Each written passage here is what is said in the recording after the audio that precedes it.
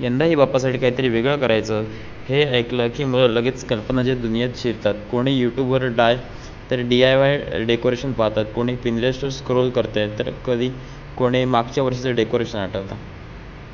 आई म्हणते फुलांच्या माळा हव्यात, सगळी नैसर्गिक सजावट करूया. बाबा म्हणाले लाकडी स्टँड करून त्यावर गणपतीची बैठक करूया. बायको तर म्हणाले पॉपअप थीम करूया. रांगोळी, लाईट्स कॉम्बो पाहिलं एक भारी वाटतं. या सर्वांचं सजेशन घेऊन मी एक थीम डोक्यात आणली. त्यासाठी मी गेलो एक गावातले काका आहेत त्यांना घेऊन जंगलामध्ये.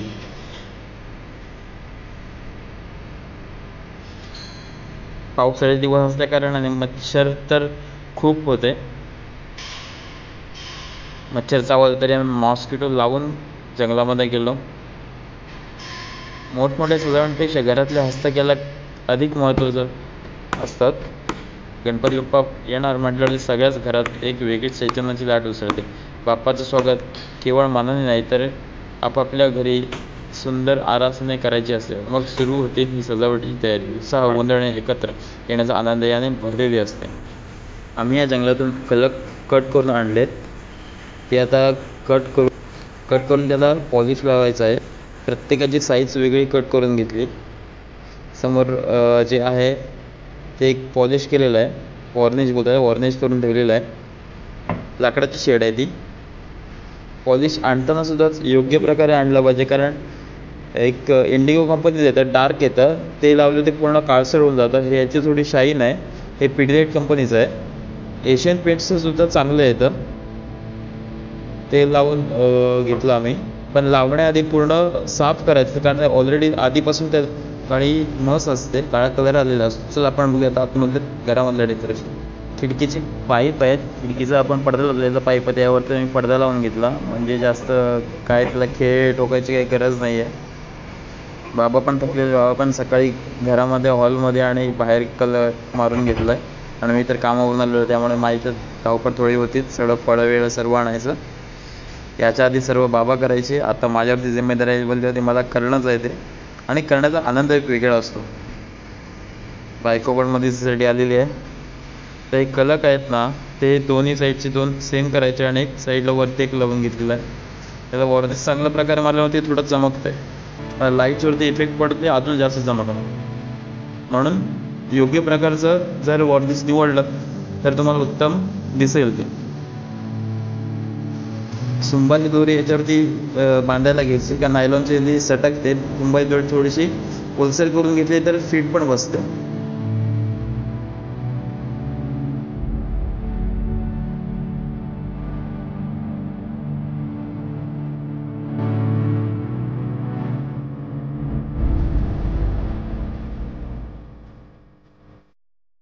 आई म्हणते यंदा डोंगरासारखं बॅकग्राऊंड करूया, बाप्पाला छोटंसं झाड लावूया, होऊया साईडला. नवीन नवीन कल्पनाची उधळण होती आमच्या घरामध्ये. डेकोरेशन करायचं बोललं तर टीमवर्क पाहिजे. हे टीमवर्क तुम्हाला समोर दिसतंय काय. सजावट करताना लाईट्स ज्या यूज करतो किंवा पडदे जे यूज करतो ते कोणत्या कलरचे कलर कॉम्बिनेशन असावे किंवा लाईट्स कुठल्या कलर कॉम्बिनेशन हे पण पूर्ण बघावं लागतं, कारण आपलं सजावट आहे ते पूर्ण कुठे मिसमॅच होऊ नये आणि कुठे ओव्हर वाटू नये याची पण काळजी घेतली तर बरी असते. आणि तुम्हाला सर्वांना एक विनंती पण करेन, जेव्हा बाजारातून आर्टिफिशियल फ्लॉवर्स वगैरे जे काय फुलं किंवा कोणत्याही सजावटीची वस्तू आणतो, ते किमान आपण 2-3 वर्ष तरी ते अल्टरनेट करून यूज केलं तर बरं होईल. कारण आपण सारखं त्यावरती खर्च करणं हे योग्य नाही आहे. मान्य आहे की आपलं सजावट हे दुसऱ्यांपेक्षा किंवा अलग एक उठून दिसावं यासाठी आपण कितीही खर्च करतो, पण हे खर्च आपण टाळले पाहिजेत.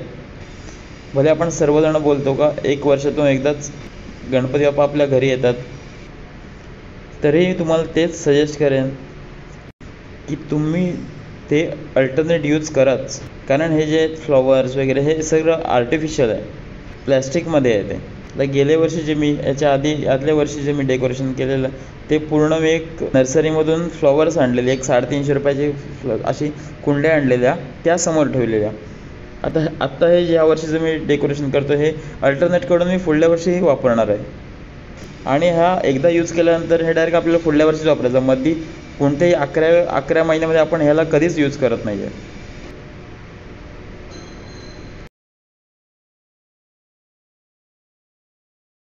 आता हे जे फ्लॉवर्स सोडलेत मी ना, ते अबोली कलर एक आहे आणि एक व्हाईट कलर आहे. ह्याचे एक अबोली आणि एक व्हाईट असं कॉम्बिनेशन केलेलं आहे.